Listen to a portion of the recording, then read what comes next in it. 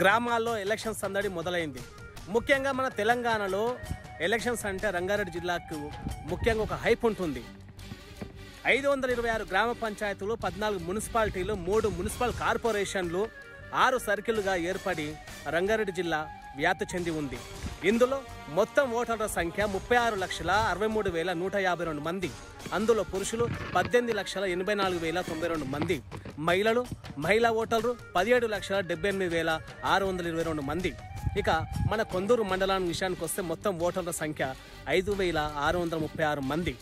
నేను అనేది ఏంటంటే పైరవీలు, భూ కబ్జాలు చేస్తూ గెలుస్తున్న పంచాయతీ సర్పంచులు ఉన్నంత వరకు మన గ్రామాలు, మన మండలాలు అభివృద్ధి చెందవు. ముఖ్యంగా యువత రాజకీయాల్లోకి రావాలి. నీ గ్రామం గురించి, నీ మండలం గురించి నీకంటే ఎక్కువగా ఎవరికి తెలుసు? నీ గ్రామాన్ని అభివృద్ధి చేసుకోవాలి, ప్రగతి పథంలో ముందుకు నడిపించుకోవాలనే ఒక నీకంటే గొప్ప ఆలోచన తెలుపరుడు ఇంకెవరు ఉంటారు? అందుకొరకే ఎవరో గెలుస్తారు, ఏదో చేస్తారని కాకుండా ముఖ్యంగా యువత ఈసారి మాత్రం ముందుకు రావాలి.